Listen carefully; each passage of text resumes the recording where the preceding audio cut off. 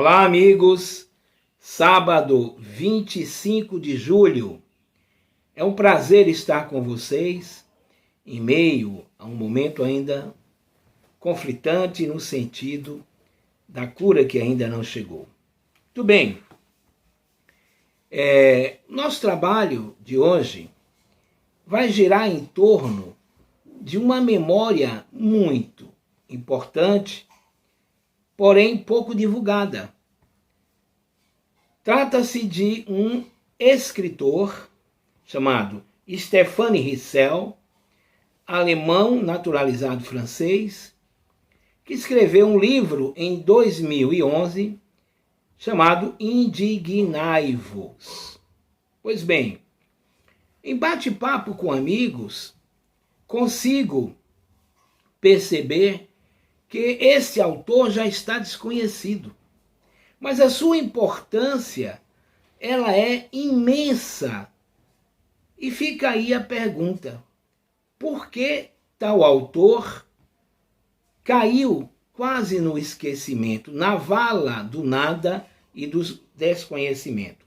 Vamos iniciar lá atrás, na resistência francesa aos alemães na Segunda Guerra Mundial.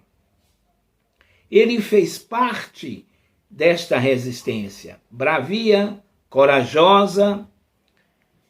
De alguma sorte, parte dos franceses não aderiram ao governo de Vichy e disseram não. Pagaram um preço muito caro, quando localizados. Mas o nosso amigo Stéphane conseguiu sobreviver.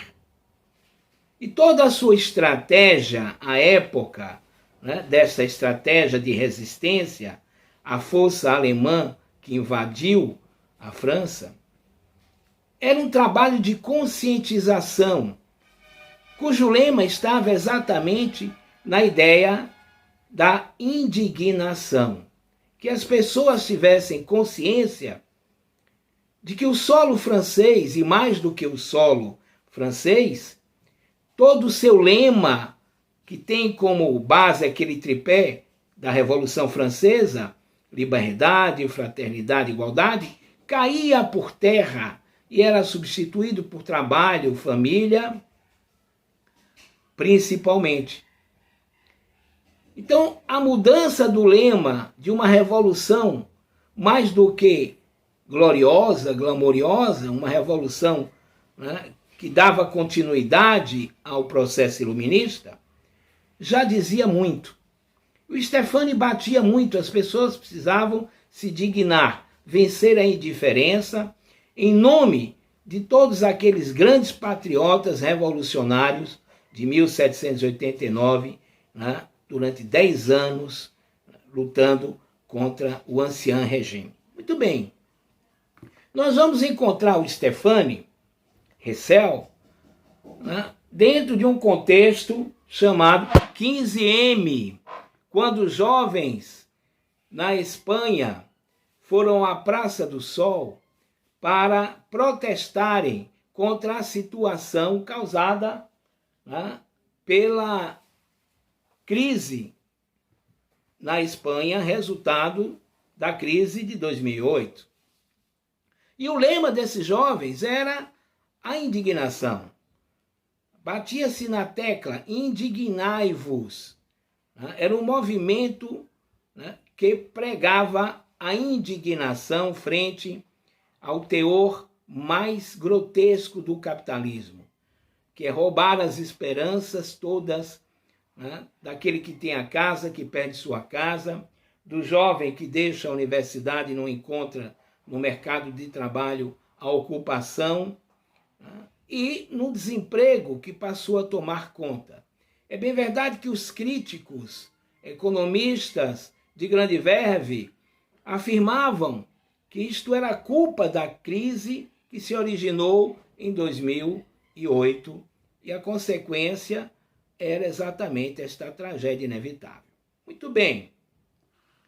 Um pouco à frente, nós vamos encontrar em 2011, setembro também, nos Estados Unidos, um movimento chamado Occupy Wall Street, quando os jovens saem às ruas, na avenida, né, que contempla o reino, né, das grandes sacadas maravilhosas dos jogos, né, de tira e bota dinheiro, das ações que sobem, descem, Manhattan, etc. Né, e os jovens passaram a ocupar as ruas com o lema também da indignação. E vamos um pouco atravessando, descendo no continente americano, vamos chegar ao Brasil, nas chamadas marchas de rua de 2013, que nós vamos analisar em vídeos posteriores. No resumo, o que nós queremos dizer é, sim, houve uma crise, 2008. Desta crise decorreram situações complexas. Primeiro, nos Estados Unidos, país de origem da crise. Essa crise atravessa o Atlântico e vai para a Europa. E dentro do contexto de crises, com uma diferença em relação à causa do capitalismo, nós temos movimentos no chamado Oriente Médio, contemplando parte da Ásia e o norte da África, de protestos de rua e que, ao colocarem um ao lado do outro, todos se assemelham. São pessoas que ocupam as ruas para protestar, tendo como lema a indignação. Na Tunísia, na Primavera dos Árabes, que começa exatamente em setembro, na Tunísia, um jovem, ele comete suicídio. Aquele jovem que cometeu suicídio, naturalmente, vendia flores, ele não imaginava que o seu ato, função de ter que pagar propina para continuar a comercializar, há algo que lembra milícias hoje no Brasil, ele desencadearia uma série de protestos que redundaria em quedas de tiranos, ditadores, governantes com 40 anos, 30 anos, já que esta organização popular, o povo nas ruas, vai se estender ao Líbano, onde uma guerra civil vai ocorrer, e culmina com a morte de Muammar Gaddafi, tantos anos governando. No Egito é a vez de Hosni Mubarak, e na sequência, inclusive, a própria Síria, que até hoje temos as cenas que iniciaram de luta, morticídios e etc., que tem início exatamente na questão Primavera dos Povos. Mas ao juntar a Primavera dos Povos, o Occupy Wall Street e o 15M, o movimento de ruas nas praças da Espanha, a partir desse lema indignai-vos, reflito sobre as razões pelas quais toleramos toda uma situação que vivemos em 2020.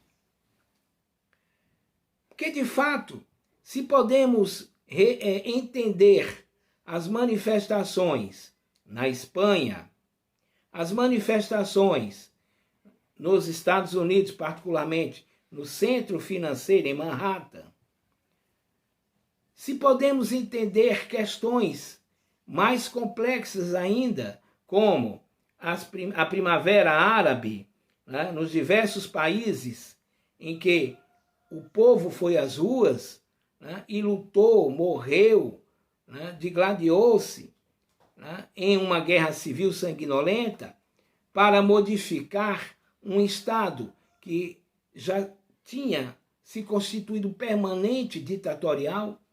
Trago para o nosso país em uma semana que vivemos com notícias bem interessantes sobre política. O Instituto Paraná, que é uma instituição que trabalha com estatística, constata através de uma chamada ou consulta, né, que chamamos de pesquisa, que o presidente da República, utilizando naturalmente um processo metodológico em quesitos diversos, estaria reeleito, né, se a eleição fosse hoje.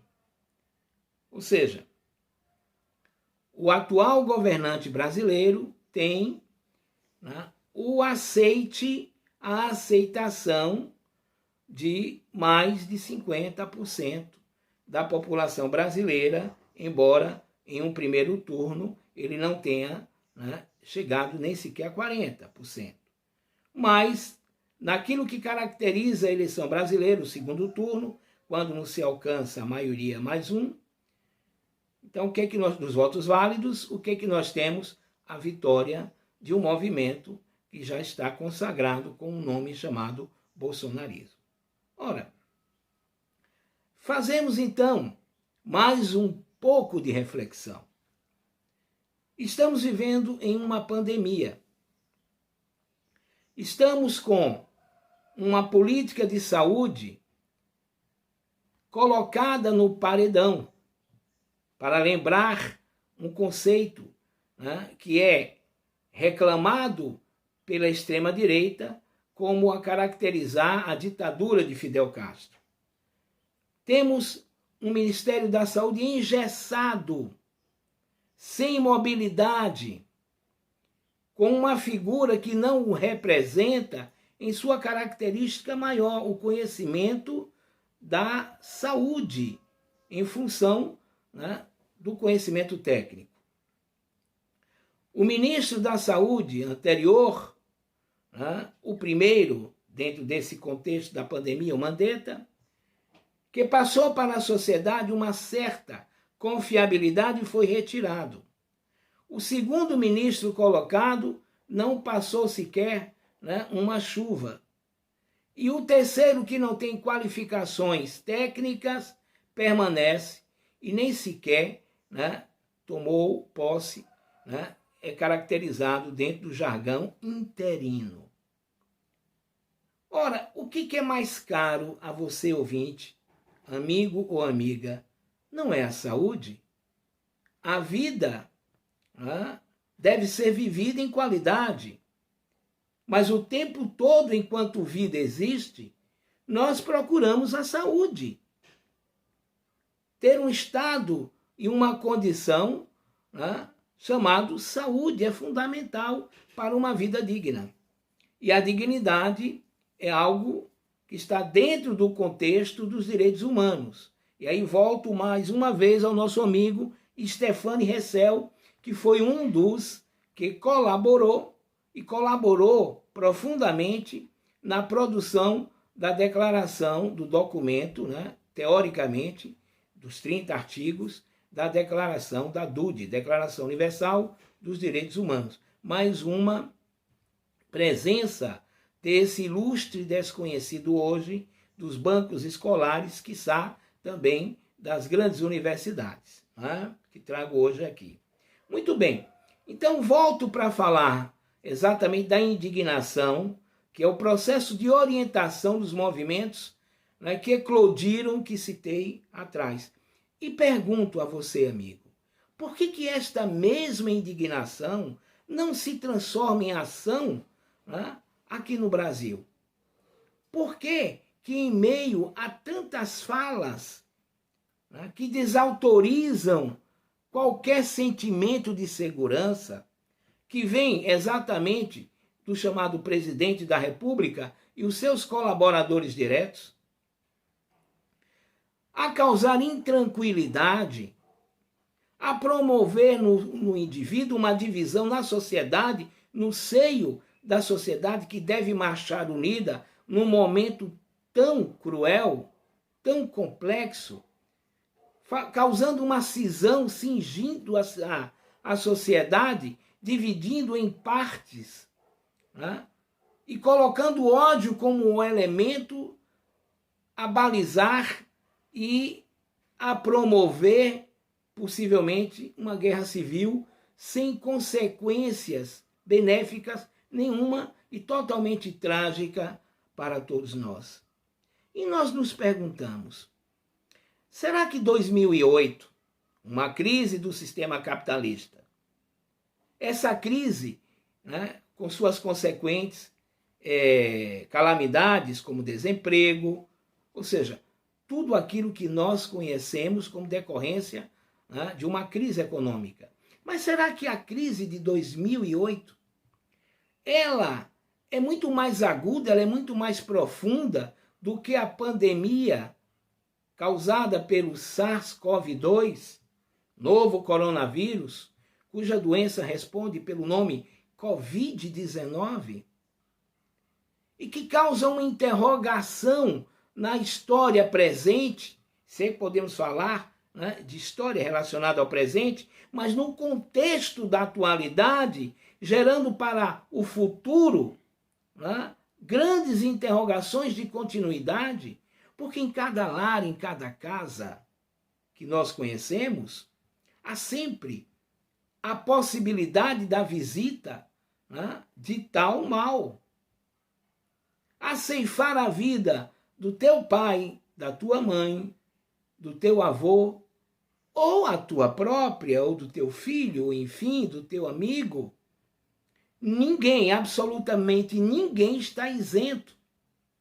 E quando todos nós estamos em perigo iminente, costumamos olhar para aquele que é o que oferta o perigo como inimigo.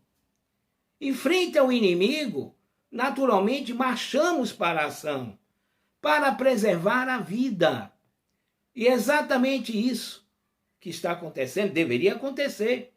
Na Espanha, o movimento 15M, tomando como base o Indignai-vos, foram às ruas, jovens, adultos. Em Wall Street, foram às ruas. No Oriente, a massa foi às ruas, mas todos marchando, porque o inimigo era o resultado da crise, era a falta de emprego, era o desemprego, a falta de oportunidades, a materialidade, que é objetividade superando a subjetividade. Não é uma crise de ideias, é uma crise concreta que nasce no prato e termina na casa que vos habita, né, ou que você habita, amigos. No entanto, as pessoas reagiram. E no Brasil que nós vivemos hoje, embora a casa seja fundamental, o alimento seja fundamental, o que está no centro, né, da orientação da destruição é a vida. Vidas que são ceifadas rapidamente, cruelmente. Mais de 85, veja bem, 1.000 pessoas morreram desde o primeiro caso, 26 de fevereiro, em São Paulo. É fácil contar nos dedos. Março, abril, maio, junho. Numa perspectiva progressiva e que os biólogos sabem muito bem fazer. E temos aí o Átila e Amarino desde o começo, né, nos dando uma aula inteligente de como deveríamos, e digo isso porque já passou, enfrentar essa dificuldade. E ela começa exatamente pela indignação. Indignação frente à fala, ou às diversas falas e textos da figura mor comandante supremo das Forças Armadas, orientador da sociedade, aquele que venceu no escrutínio popular e que nós codinominamos presidente da República, chefe do executivo, suas falas dividindo o povo, malbaratando a vida, não ressignificando-a, tornando-a ínfima, sem valor, posto que idosos E os tais que têm comorbidade, esses podem morrer, né? Até um alívio, embora não esteja na palavra objetiva do mandatário, mas permite que, inclusive, os seus opositores possam assim enxergar. Indignação está faltando, né? E essa leitura, né, do Instituto Paraná de Estatística nos leva a uma outra reflexão acima das duas anteriores que coloquei. O que é preciso, o que pode acontecer, o que vai acontecer ainda para que tornemos significante a vida humana, para que a dignidade humana, né, que caracteriza a ideia maior dos direitos humanos e, aliás, de toda a noção de relação humana, né, no mundo século XXI, o que tem que acontecer? Não trago aqui a ideia se impeachment, se vamos às ruas, na tomada do poder, né, através da violência, né, que não resolveria, com certeza, né, essa problemática.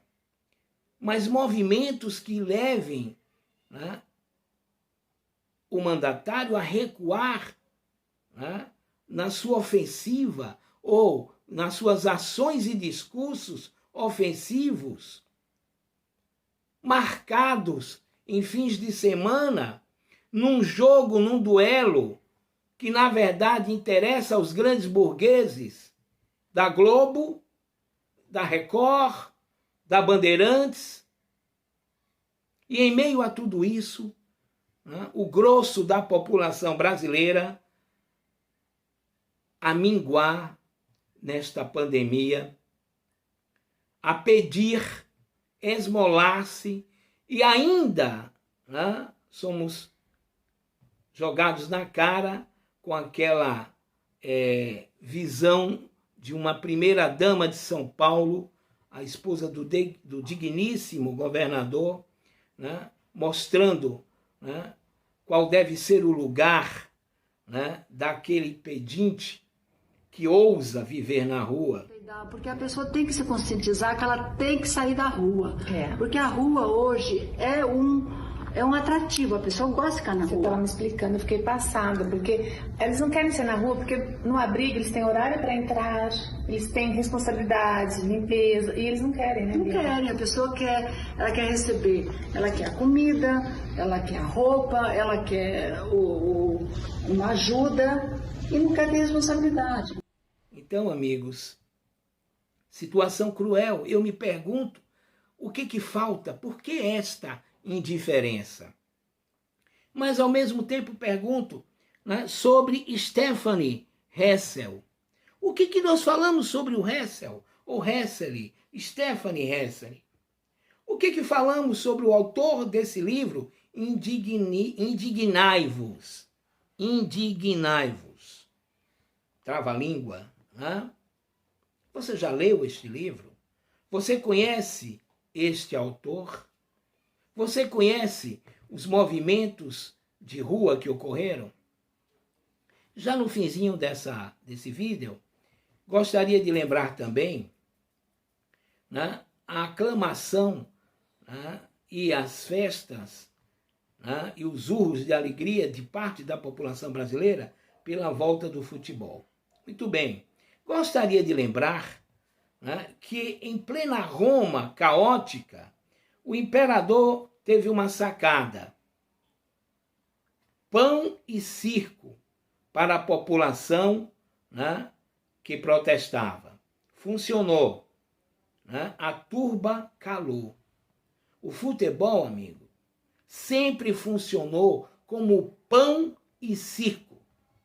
E quando dizemos que gostamos de esporte, muito bem, né? É uma imagem totalmente translocada, a imagem do sujeito assistindo um jogo. Hoje eu chego a essa conclusão tranquilamente.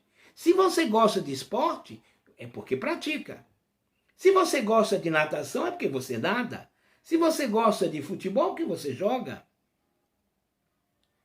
Mas nadar, jogar futebol, né, e todos os outros esportes que conhecemos, na verdade, gerou uma situação de enriquecimento e formação de quadrilhas nesse país, por detrás dessa associação, né, de países que tem mais países do que a ONU. A ONU tem 193 países associados. É um organismo intergovernamental. Já a FIFA, Federação Internacional de Futebol, né, é uma organização de clubes, né, representantes de seus países. Né? Muito bem. Ela tem mais de 193 representantes. E essa associação, né, ela une ou ela reúne uma série de escândalos, uma máfia que envolve inclusive tráfico de garotas, de crianças, de meninas para, né, o turismo sexual, etc. Questões, lavagem de dinheiro, o crime de toda sorte acontece. Nós sabemos disso. Tem pouco tempo, a CBF, né, que é a nossa Associação Brasileira de Futebol, esteve na vitrine, né, nas páginas do crime no Brasil e no mundo. E eu sempre me pergunto, por que não nos indignamos? Por que não conseguimos enxergar, né, esse dito esporte que está uma vez na semana e no fim de semana e que se torna febril e muito maior, né, e com um número de adesões, né, que bate muitas vezes qualquer movimento, seja ele religioso, movimento político, intelectual, e que não vejo ninguém ter a coragem, né, de fazer uma cruzada, né, ir a público e tornar transparente o que está por detrás daquilo que nos dá gozo e prazer, mas que nos rouba, né, principalmente, ou que também tem muito a ver com todo esse cadafalso, com toda a miséria, né, que hoje, na pandemia, né, aparece, estava jogada para debaixo do tapete, fora das lentes da Globo e da Record. É o mundo que não enxergávamos, né? E ficou muito evidente na contradição. Lavem as mãos, né? A higiene é fundamental. Cara pálida, para quem? Né? Lugares onde a água não chega, onde o sabão não se sabe o que é isso, né? É um OVNI, um objeto voador não identificado. Né? Então, momentos difíceis. Né? E trouxe hoje para vocês, lembrando que a crise de 2008 foi impactante e gerou movimentos na América do Norte, depois em toda a América, na verdade, na Europa, né? E de alguma sorte a Primavera dos Árabes pode estar associada. Então temos quase todo o planeta, né, indignado, né, dizendo não à indiferença.